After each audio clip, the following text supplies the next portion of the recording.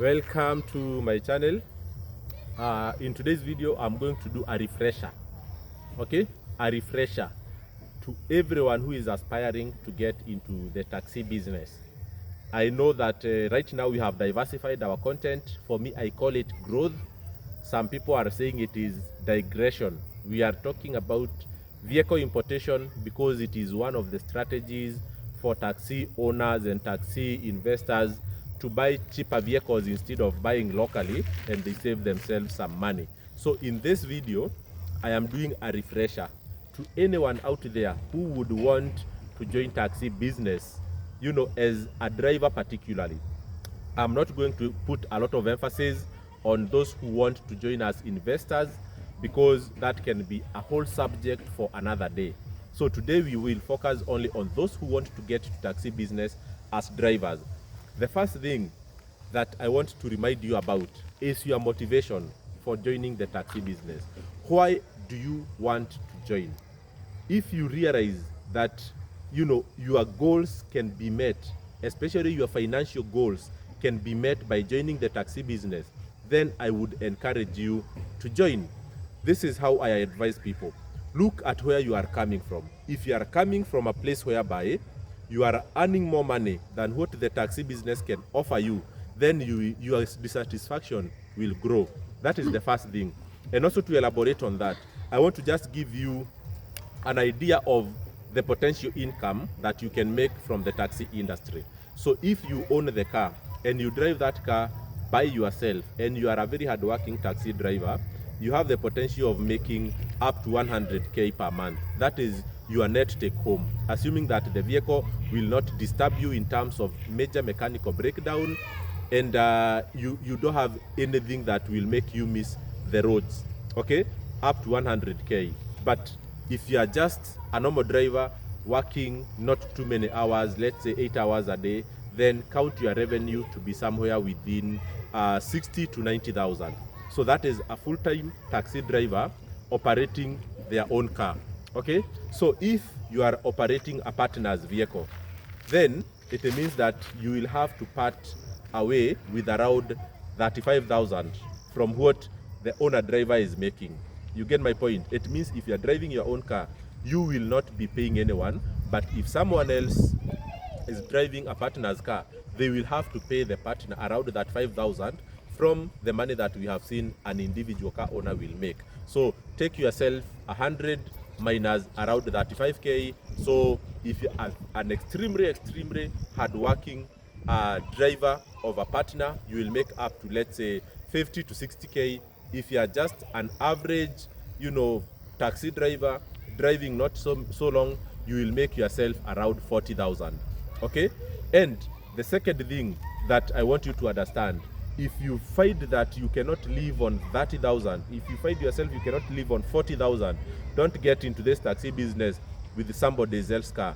If you can also not stay happy with 100K as your maximum income per month, then please don't come to this sector, because there is no potential to make too much money. Of course, from month to month, you can hit some jackpot and make 150K, maybe 120K, but on average month, you will make yourself what I am telling you, but maybe even some other months, something less. So, very important. The second thing, when you get into this business, know that you are quote unquote self-employed.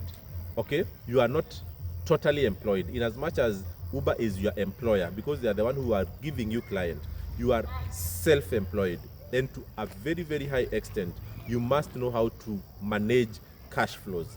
That is one of the biggest challenge I have seen with the taxi drivers. Every minute they will complain that this business does not have money. Every minute they will tell you that they have nothing in their M-Pesa. Every other time they will say that they don't have money in their pocket.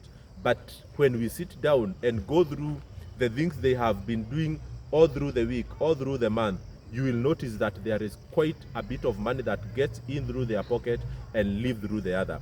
They will tell you that they pay rent, they pay school fees, they feed their family. Some actually tell me that their spouses don't actually have a job. They support them, they support their parents. Every time they have a loan to pay, all that money they are using from the income they are making from Uber. And then you ask someone whether Uber has money, they tell you there is no money. Then you wonder, all these things you are doing with money from Uber, and literally that tells you that there is quite a lot of money.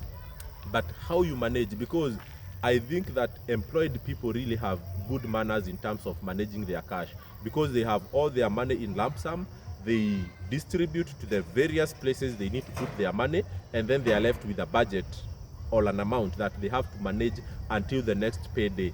But for taxi drivers, a lot of them, unless you are highly conscious about your money behavior, you will be lost in cash flows and you will never have money in your pocket. But if you look at your M-Pesa balance, your M-Pesa statement, and the money passing through your phone per month is quite a lot. Of course, I know you will be paid, and a lot of money will go to the car upkeep and refueling and those kind of stuff, but you really need to learn how to manage your cash flows. Okay, so that is the second most important thing that you need to manage. The other thing that we all need to understand is that this business is not actually made for the middle class. Okay, you know, middle class in Kenya are people who earn above, let's say, 150,000 per month. You know, if that is the level of income you are looking for, taxi, I have come to realize, it is not a business for the middle class. I was listening to another YouTuber who visited Dubai and Singapore, and he was saying that in Dubai, you take Uber to I think the minimum trip fare is around $50. That's around 6,000 Kenya shillings. So in other geographies, in other countries, depending on the regulations that other governments have put in place, online taxi is a luxury kind of business in those countries. And only the rich people invest in those business, and only the rich people request for those services. Why? Because the public infrastructure is very well developed. You find that there are so many buses to all destinations. There are quite a number of train stations that deliver people on time to every destination that you want to go. So there is absolutely no reason for you to request a taxi, let's say in Dubai, for example. I've never been there. I hope one day I'll go, but that is what a guy was reviewing and saying. In Kenya, the public infrastructure is not very well developed. So right now it has become like a necessity for people to have Uber, Bolt installed in their phone, because in case of anything, you might find yourself requiring these services. So it is not luxury. It is not for people who are well-to-do. It is it's a service for the locals. And that's why, if you are getting into this business with the mentality that it is a jackpot, it is a business for rich people, taxi has stopped to be what it used to be many years ago, when only the rich people used to order taxi, maybe for their girlfriends or for whoever. But right now, taxi is actually for commoners, people who can substitute matatu for taxi. That's what we are talking about. Like, the fare for taxi will go down to a point whereby it will almost be at the same par as the matatus, if you get what I mean. And the last point, if you want to get into this business, work on yourself as an individual. I told you that documentation for the driver is the most difficult hurdle that prevent people from getting into this business. So make sure that you have your good conduct in good shape. Make sure that you have your, how do we call it?